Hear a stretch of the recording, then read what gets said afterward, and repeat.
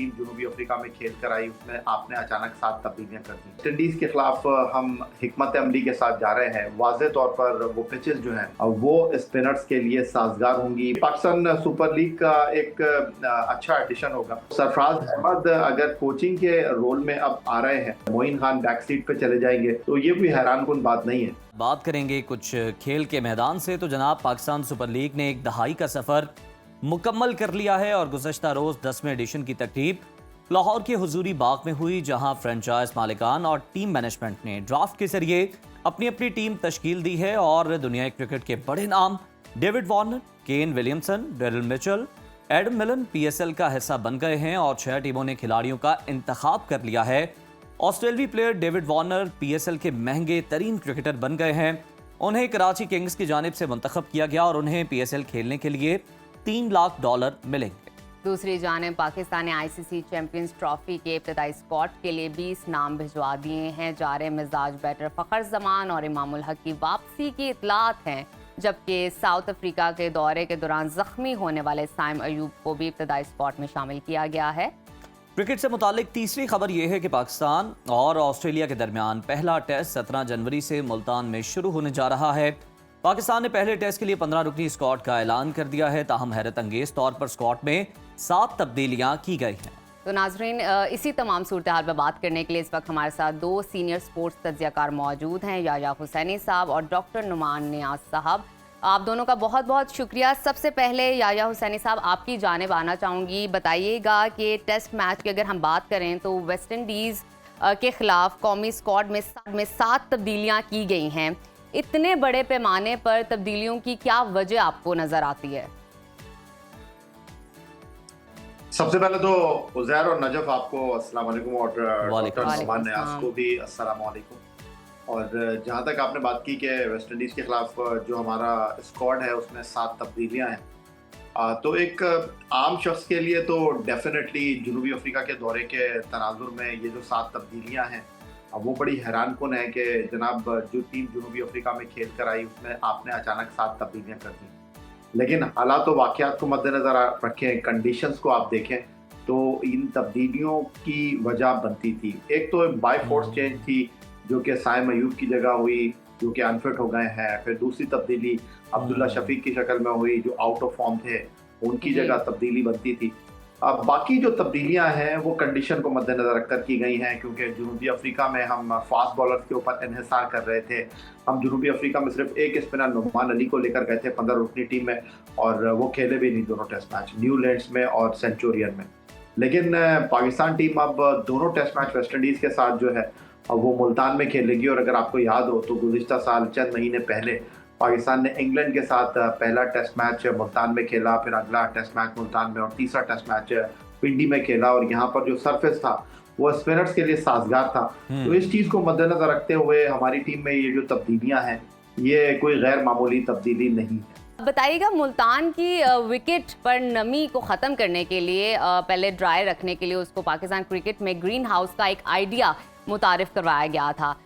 मुल्तान की wicket spacers के लिए साजगार होगी या स्पिनर्स को सपोर्ट करेगी, क्या लगता है आपको?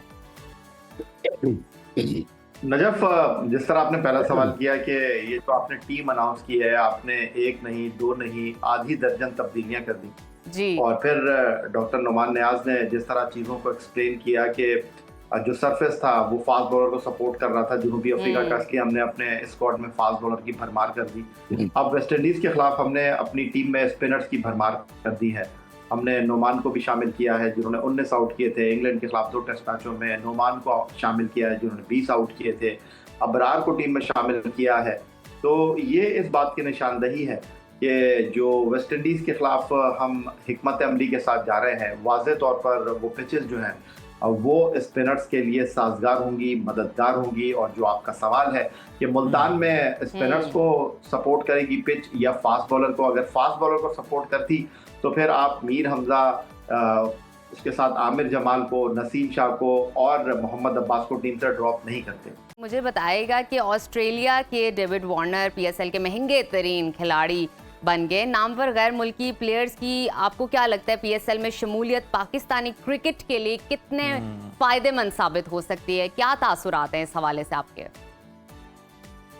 नजफ पाकिस्तान सुपर लीग का जो 10वां एडिशन है, जो कि आईपीएल के साथ क्लैश कर रहा है, बड़े तहफ़्फ़ुज़ात थे इस टूर्नामेंट के हवाले से कि जी खिलाड़ी खेलने के लिए नहीं आएंगे, और आईपीएल और पीएसएल का जब मुवाज़ना होगा तो डेफिनेटली आईपीएल दुनिया की सबसे बड़ी क्रिकेट लीग है, उनका जो वॉल्यूम है in the terms of money वो काफ़ी ज़्यादा है।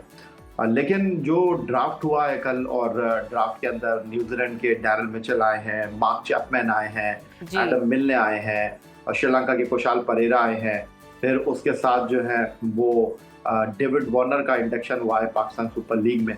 तो ये पाकिस्तान सुपर लीग का एक अच्छा एडिशन होगा, और जो 6 फ्रेंचाइजेज ने अपने ड्राफ्ट के जरिए खिलाड़ियों का इंतखाब किया है। कई ऐसे खिलाड़ी हैं जो कि बैनुल-अक़वामी क्रिकेट में अपना नाम रखते हैं, पहचान रखते हैं, और उस्मान ख्वाजा हो गए, इमरान ताहिर हो गए, ये वो क्रिकेटर्स हैं जो कि इस बार पाकिस्तान सुपर लीग में मुंतखब नहीं हुए। टिम साउथी न्यूजीलैंड के, जिन्होंने हाल ही में रिटायरमेंट ली है। तो एक अच्छी क्रिकेट आपको देखने को मिलेगी। और जिस तरह आपने बात की कि डेविड वार्नर $3 लाख में पाकिस्तान सुपर लीग का हिस्सा बने हैं, तो that's wonderful for Pakistan cricket कि पाकिस्तान सुपर लीग जो है वो दुनिया की एक मारूफ लीग बन गई है। ठीक है कि उसका मुकाबला मवाजना नहीं है आईपीएल के साथ, लेकिन बहरहाल पाकिस्तान सुपर लीग का अपना एक मुकाम है, अपना एक रुतबा है। तो उस तनाजुर में देखा जाए तो कुछ बुरी पिक्स नहीं है यहाँ पर। साबिक कप्तान सरफराज अहमद को किसी टीम ने मुंतखब नहीं किया, और कोयटा ग्लैडिएटर्स ने साबिक कप्तान को कोचिंग पैनल में शामिल करने का ऐलान कर दिया है। सरफराज अहमद, आपको क्या लगता है कि ये प्लेयर के बजाय बतौर कोच कितने मौसर साबित हो सकते हैं? देखिए नजफ, वो कहते हैं ना कि कभी के दिन बड़े और कभी की रातें। तो सरफराज अहमद की क़यादत में हमने चैंपियंस ट्रॉफी जीती थी 2017 में, और अब चैंपियंस ट्रॉफी उसके बाद मुनक्किद होने जा रही है। चैंपियंस ट्रॉफी को पाकिस्तान होस्ट कर रहा है, चैंपियंस ट्रॉफी का डिफेंडिंग चैंपियन है।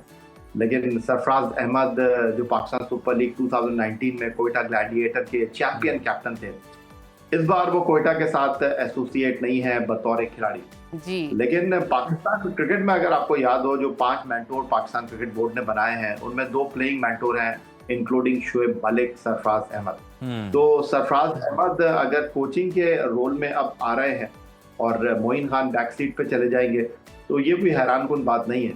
और यहाँ पर कोई सीट छोड़ने के लिए तैयार नहीं होता, कोई पीछे जाने के लिए तैयार नहीं होता। तो अच्छे वक्त में सरफराज अहमद जो है उन्होंने स्टेप डाउन किया है, उन्होंने चीज़ों को अंडरस्टैंड किया है। कोयटा के साथ जो है उन्होंने अपनी जो एक एसोसिएशन है उसको मजीद मजबूत किया है, और कोयटा ने उनको ओन किया है, उनको अपना कप्तान रखा था, 9 सीजन खिलाया, और अब उनके साथ जो अपनी बाउंडिंग है उसको मजीद मजबूत करने जा रहे हैं। तो ये एक अच्छी रिवायत है और इसको आपको अप्रिशिएट करना चाहिए, बजाय इसके कि आप ये कहें कि जी सरफराज अहमद का टाइम खत्म हो गया, सरफराज अहमद के साथ नाइंसाफी हो गई। खिलाड़ी पूरी जिंदगी तो खेल नहीं सकता। जाहिर है, बिल्कुल हम अप्रिशिएट कर रहे हैं। या साहब